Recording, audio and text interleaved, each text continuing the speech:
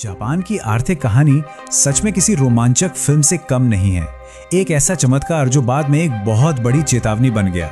ये कहानी है इस बात की कि कैसे दुनिया की सबसे तेज दौड़ने वाली अर्थव्यवस्था अचानक रुक गई और फिर दशकों तक वहीं अटकी रही।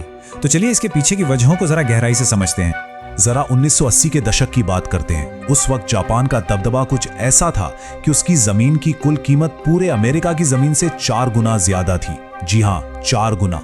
सब मान चुके थे कि यही दुनिया की अगली सुपर पावर है। लेकिन अब आज की हकीकत बिल्कुल अलग है, एकदम चौंकाने वाली।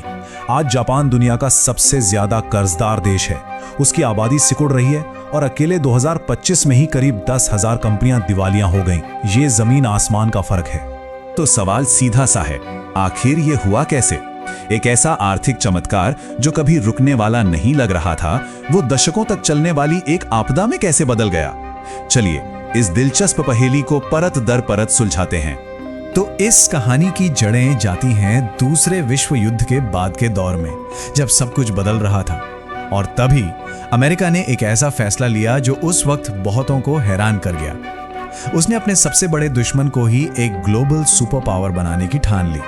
देखिए, विश्व युद्ध के बाद जापान पूरी तरह तबाह हो चुका था और वो 2 महाशक्तियों के बीच फंस गया। एक तरफ अमेरिका, दूसरी तरफ सोवियत संघ।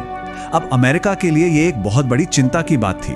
उन्हें डर था कि कहीं ये हताश और टूटा हुआ जापान कम्युनिज्म की तरफ न चला जाए। अगर ऐसा होता तो सोवियत संघ को एशिया में एक ताकतवर साथी मिल जाता और पूरी दुनिया में पावर का बैलेंस ही बिगड़ जाता। तो अमेरिका ने जापान को कम्युनिज्म से दूर रखने और एक मजबूत पूंजीवादी देश बनाने के लिए एक सीधा साधा 3 स्टेप प्लान बनाया। Step 1, investment. उन्होंने जापान की फैक्ट्रियों में अरबों डॉलर झोंक दिए, जिससे टोयोटा जैसी कंपनियां बच गईं। Step 2, technology. उन्होंने स्टील और इलेक्ट्रॉनिक्स जैसे अहम सेक्टर्स के ब्लूप्रिंट्स जापान के साथ शेयर किए। और स्टेप 3, जो शायद सबसे अहम था, मार्केट एक्सेस। अमेरिका ने अपना बाजार जापान के सामान के लिए पूरी तरह से खोल दिया, मतलब खुली छूट दे दी। और ये प्लान ये उम्मीद से कहीं ज्यादा कामयाब हुआ। मतलब 1980 का दशक आते आते जापानी कार कंपनियों ने अमेरिका के कार मार्केट का 23% हिस्सा अपने नाम कर लिया था। सोचिए, 23%! अमेरिकी कंपनियां अपने ही घर में पीछे छूट रही थी। और बात सिर्फ कारों की नहीं थी, मामला और भी गंभीर हो गया था।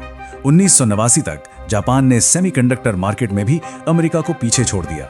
दुनिया के 51% सेमीकंडक्टर बाजार पर जापान का कब्जा था और सेमीकंडक्टर उस दौर की सबसे हाईटेक चीज थी। ये एक बहुत बड़ा सिग्नल था।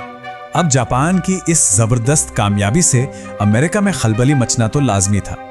वहां के ऑटो वर्कर्स इतने गुस्से में थे कि वो लाइव टीवी पे जापानी कारों को हथौड़ों से तोड़ रहे थे। ये सिर्फ कोई प्रोटेस्ट नहीं था, ये जापान की बढ़ती आर्थिक ताकत के खिलाफ एक खुला ऐलान जंग जैसा था।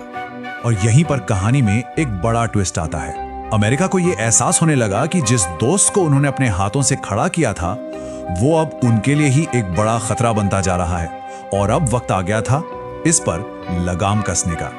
तो 1985 में अमेरिका ने फ्रांस, जर्मनी, यूके और जापान को एक साथ बिठाया और एक समझौता साइन करवाया जिसे कहते हैं प्लाजा अकॉर्ड। इसका सीधा मकसद था अमेरिकी डॉलर को कमजोर करना। और नतीजा ये हुआ कि सिर्फ 2 साल के अंदर जापानी येन डॉलर के मुकाबले 2 गुना मजबूत हो गया। इसका मतलब रातों रात जापान का सामान दुनिया के लिए डबल महंगा हो गया।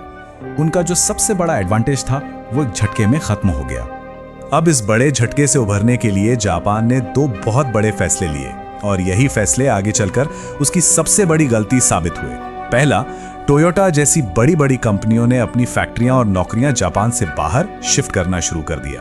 और दूसरा, देश की इकोनॉमी को बचाने के लिए बैंक ऑफ जापान ने ब्याज दरें 5% से घटाकर सीधे 2.5% कर दी। और यहीं से असली तबाही की शुरुआत हुई। देखिए, सस्ता कर्ज देने का मकसद तो था कि कंपनियां इनोवेशन करें, नई चीजें बनाएं, लेकिन हुआ ठीक इसका उल्टा।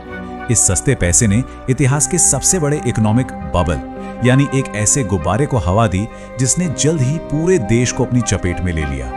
जरा इस ग्राफ पर नजर डालिए।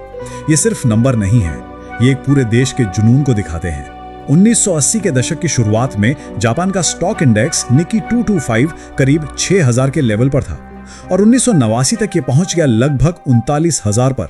सोचिए, एक दशक से भी कम समय में 6 गुना से भी ज्यादा की उछाल। ये पागलपन नहीं तो और क्या था। और ये बात तो और भी हैरान करने वाली है, बड़ी बड़ी कंपनियां अपना असली काम ही भूल गई थीं। 1980 के दशक के आखिर में टोयोटा जैसी दिग्गज कंपनी का 30% प्रॉफिट कारें बेचने से नहीं बल्कि स्टॉक मार्केट में ट्रेडिंग करने से आ रहा था। सट्टेबाजी जैसे असली बिजनेस बन गया था। और ये दीवानगी सिर्फ स्टॉक मार्केट तक ही नहीं रुकी, रियल एस्टेट में भी यही हाल था। 1989 तक जापान की जमीन की कुल वैल्यू अमेरिका की पूरी जमीन से 4 गुना ज्यादा हो गई थी। ये एक ऐसा रियल एस्टेट बबल था जो पहले कभी नहीं देखा गया था। लेकिन कहते हैं ना, हर गुब्बारा एक दिन फूटता है, और ये भी फूटा। सरकार ने इस पागलपन को रोकने के लिए अचानक ब्याज दरें 2.5% से बढ़ाकर 6% कर दी, और बस शेयर बाजार ताश के पत्तों की तरह ढह गया। पर असली गलती, वो बड़ी भूल तो इसके बाद हुई, एक ऐसी गलती जिसने जापान को दशकों पीछे धकेल दिया। सरकार और बैंकों ने एक अजीब फैसला लिया। उन्होंने दिवालिया हो रही कंपनियों को डूबने नहीं दिया, इसके बजाय उन्हें और लोन देकर जिंदा रखा। और यहीं से जन्म हुआ ज़ॉम्बी कंपनियों का। ज़ॉम्बी यानी ऐसी कंपनियां जो कर्ज में इतनी डूबी हैं कि बस नया लोन लेकर पुराने लोन का ब्याज चुका पाती हैं। वो ना तो नई नौकरी देती हैं, ना कोई इनोवेशन करती हैं और ना ही ग्रो करती हैं, वो बस जिंदा रहती हैं। और इन ज़ॉम्बी कंपनियों ने जापान की इकोनॉमी को 3 बड़े श्राप दिए। पहला, इनोवेशन का ब्लैक होल। सारा पैसा इन मरती हुई कंपनियों को बचाने में लगा रहा, तो नई और अच्छी कंपनियों के लिए पैसा बचा ही नहीं। दूसरा, सैलरी का रुक जाना।